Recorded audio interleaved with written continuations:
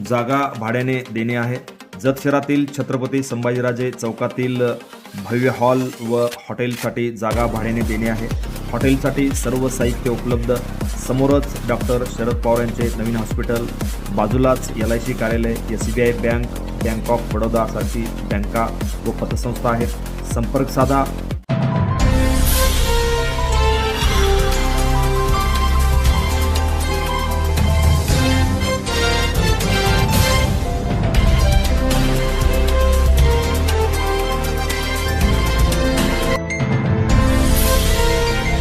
उगवणारा, आपल्या सर्वांना प्रकाश देणारा, ठरल्याप्रमाणे संध्याकाळी मावळणारा आणि दुसरा सूर्य माझ्या डाव्या बाजूला, ज्यांनी भारतातल्या सर्वसामान्य लोकांना माणूस म्हणून जगण्याची संधी मिळवून दिली, गुलामगिरीचं ओझं डोक्यावरचं कमी केलं आणि आपल्या सर्वांच्या जीवनामध्ये काळ्या कुट्ट अंधारात जे आपण होतो त्यांना प्रकाश देण्याचं काम केलं, असा तळपता सूर्य डॉक्टर बाबासाहेब आंबेडकर हे जर भारतामध्ये जन्माला आले नसते तर आज आपल्याला माणूस म्हणून जगण्याची संधीच मिळाली नसती।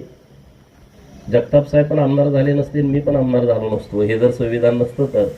कारण ठराविक लोकांना, मुठभर लोकांना सत्तेचा अधिकार द्यायचा, मुठभर लोकांना मताचा अधिकार द्यायचा, अशी काही लोकांनी धारणा मांडली होती की भांडवलदारांनाच मताचा अधिकार द्यायचा। परंतु डॉक्टर बाबासाहेब आंबेडकर साहेब ठाम होते की या देशातल्या सर्वसामान्य झोपडीत राहणाऱ्या माणसाला पण तोच अधिकार असेल, तोच अधिकार या देशातल्या सर्वात मोठा जो श्रीमंत असेल, भांडवलदार असेल, त्याही माणसाला एकाच मताचा अधिकार असेल। आणि म्हणून आज आपण ताटमानेनं प्रत्येक निवडणुकीमध्ये सामोरं जाऊ शकतो, उभा राहू शकतो। देशामध्ये जी विषमता आहे ती विषमता नष्ट करण्यासाठी डॉक्टर बाबासाहेब आंबेडकर साहेबांनी संविधानामध्ये त्याची तरतूद केली की आपल्यामध्ये समानता असली पाहिजे, आपल्याला समान संधी मिळाली पाहिजे, आपल्यामध्ये उच्च नीच कोणी असता कामा नये। आणि म्हणून आज अनेक वेगवेगळ्या सामान्य कुटुंबातील मुलं या रिझर्वेशन प्रक्रियेमुळं, आरक्षणाच्या तरतुदीमुळं आज वेगवेगळ्या क्षेत्रामध्ये आपला ठसा उमटवत आहेत। म्हणजे ते सामाजिक असेल, नोकरीतलं असेल, शिक्षणातलं असेल किंवा राजकीय ठिकाण असेल, तिथं वेगवेगळ्या ठिकाणी या उपेक्षित लोकांना संधी मिळते आणि त्या संधीचा उपयोग माननीय कांगणे सरांचं आगमन झालेलं आहे, तर आपण जोरदार टाळ्या वाजवून त्यांचं स्वागत करावं।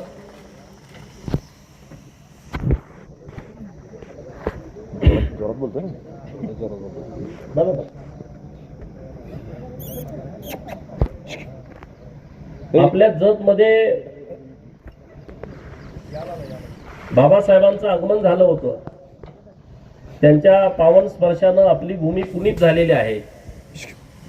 आणि आता माझं आणि जगताप साहेबांचं पण बोलणं झालं की एक चांगलं सांस्कृतिक सभागृह इथं व्हावं, असे आपले संजय कांबळे साहेब पाठपुरावा करतेत।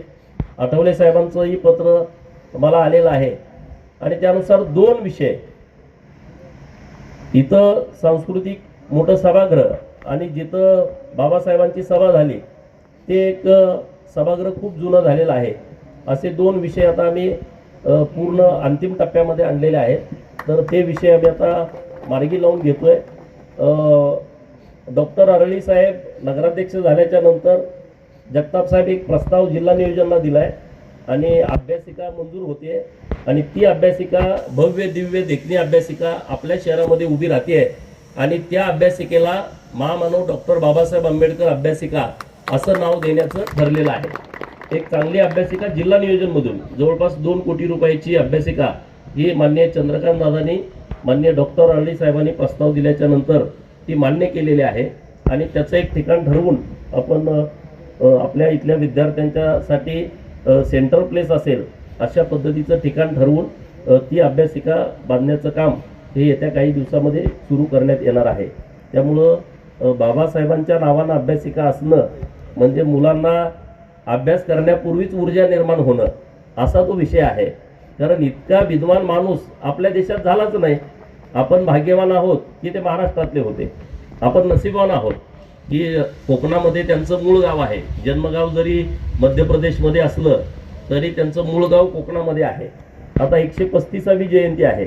जेव्हा 125वी जयंती होती तेव्हा केंद्र सरकार आणि राज्य सरकारनं खूप चांगले कार्यक्रम घेतले हातामध्ये आणि त्यामध्ये 5 कार्यक्रम जे आता इंदू मिलच्या जागेवरती भारतातलं सर्वात मोठं डॉक्टर बाबासाहेबांचं स्मारक आता अंतिम टप्प्यात आलंय. 95% काम पूर्ण झालेलं आहे. म्हणजे येत्या काही महिन्यांमध्ये ते काम पूर्ण होईल आणि आपल्या सर्वांच्यासाठी दर्शनासाठी इंदू मिलचं स्मारक खुलं होणार आहे. नंबर 1. नंबर 2, कायदा मंत्री असताना महामानव डॉक्टर बाबासाहेब आंबेडकर साहेब ज्या बंगल्यात राहायचे त्या बंगल्यालाही राष्ट्रीय स्मारक केलेलं आहे. आणि दुसरं महत्वाचं, ज्या गावामध्ये जन्म झाला महू गावामध्ये अखंड गावाला राष्ट्रीय स्मारकाचं गाव म्हणून दर्जा दिला आणि तिथं खूप मोठं स्मारकाचं काम झालं. अंबडवे नावाचं जे कोकणातलं गाव आहे त्या गावाला राष्ट्रीय स्मारकाचा दर्जा दिला. 4 नंबर. आणि 5 नंबर, डॉक्टर बाबासाहेब आंबेडकर साहेब अभ्यास करण्यासाठी जेव्हा लंडनला गेले आणि ज्या घरात राहायला होते ते घर आपल्या सरकारनं 38 कोटी रुपयाला विकत घेतलं आणि जागतिक स्मारक हे लंडनमध्ये महाराष्ट्र सरकारच्या वतीनं निर्माण केलेलं आहे. असे अनेक विषय हातामध्ये घेतलेले आहेत. जिथं जिथं बाबासाहेबांचं जाणं झालं, जिथं जिथं बाबासाहेबांच्या अस्थीचे कलश आहेत त्या प्रत्येक ठिकाणी 5 कोटी रुपये देऊन तिथं भव्य आणि दिव्य डॉक्टर बाबासाहेब आंबेडकर साहेबांच्या स्मृती जतन करण्याचं काम हे आपल्या सरकारच्या माध्यमातून सुरू आहे. हे जरी राजकीय व्यासपीठ नसलं, माझं काम आहे सांगणं की आपण काय करतोय. आणि त्यामुळे आपल्या जतमध्ये डॉक्टर बाबासाहेबांच्या नावानं आणखी काही तुमची संकल्पना असेल आणि हे करावं असं तुमची इच्छा असेल, मागणी असेल, सांगा. जगताप साहेबांनी मी इथं आहे, डॉक्टर साहेब आहेत, आपले सरकार साहेब आहेत, आपण सगळ्यांनी हे काम करू. हे काय कुठल्या पार्टीचं, कुठल्या गटाचं, कुठल्या नेत्याचं, बाबासाहेबांचं काम म्हणजे मानवजातीचं काम आहे आपल्या भारतातल्या. हे कुठल्या पक्ष पार्टीचं कामच असू शकत नाही. इतकं मोठं काम डॉक्टर बाबासाहेबांनी केलेलं आहे. मसुदा समितीचे अध्यक्ष म्हणून 2 वर्ष 11 महिने 18 दिवस हे जे काम चालू होतं रात्रंदिवस, त्यामध्ये सिंहाचा वाटा बाबासाहेबांचा आहे. नावाला समिती होती. सगळं काम जगातलं कुठल्या देशामध्ये लोकशाही आहे, कुठल्या लोकशाही मधले कुठले घटक आपल्या भारतामध्ये आणण्याची आवश्यकता आहे, ही सगळी मांडणी डॉक्टर बाबासाहेबांनी केलेली आहे. आणि त्यामुळं प्रत्येकाच्या घरात बाबासाहेबांचा फोटो असणं आवश्यक आहे असं मला वाटतं. प्रत्येकाच्या घरात असला पाहिजे. मी सांगतोय म्हणजे माझ्या घरात आहे, प्रत्येकाच्या घरात असला पाहिजे. नाहीतर ते नाव घेताना भाषणात बरं वाटतं परंतु कृती करताना काही लोकांना वाईट वाटतं. तर असं होता कामा नये. म्हणजे बाबासाहेबांचं गाणं लागलं तर नाचताना कमीपणा कुणालाच वाटायचं कारण नाही. कारण आपण संविधानामुळे जर आपले सगळे अधिकार आपल्याला घेत असू, संविधानाच्या अधिकारामुळं आपण प्रत्येक गोष्टीमध्ये त्याच्या संन्यास घेत असू तर आपल्याला काहीच कमीपणा वाटण्याची आवश्यकता नाही, काहीच गरज नाही. आणि त्यामुळं आपण आज जे सगळे आहोत ते फक्त आणि फक्त भारतीय संविधानामुळे आहोत. संविधानाचा मान सन्मान राखणं आपल्या सर्वांची जबाबदारी आहे, आपल्या सगळ्यांचं कर्तव्य आहे. काही लोक म्हणतात संविधान बदलणार आहे. अरे कोणच नाही. या भारतामध्ये असा कोणी जन्माला येऊ शकत नाही की जो संविधान बदलेल. हे शक्यच नाही. सूर्य चंद्र आहे तोपर्यंत भारताचं संविधान राहील, ते अमर राहील आणि संविधानावरतीच काम चालेल. आपल्या सरकारनं तर इतका चांगला निर्णय केला, महाराष्ट्रामध्ये 434 ITI ची कॉलेज आहेत आणि त्या ITI च्या कॉलेजमध्ये संविधान मंदिर उभा केलंय. आपल्या जतमध्ये पण ते आहे, प्रत्येक ITI कॉलेजमध्ये. याच्या पुढे जाऊन मंत्रालयाच्या जे मेन आपली बिल्डिंग आहे त्या बिल्डिंग मध्ये पण संविधान मंदिर उभा आहे. आपण मंत्रालयात कधी गेला तर तुमच्या लक्षात येईल की आपण जो मधला जो स्पॅसेज आहे मोकळा त्यामध्ये संविधान मंदिर उभा केलेला आहे. म्हणजे प्रत्येकाला या गोष्टीची जाणीव असली पाहिजे, प्रत्येकाला. आणि ती जाणीव आपल्या सर्वांना आहे आणि त्या जाणीवेतूनच आपण चांगलं काम करण्याचा प्रयत्न करतोय.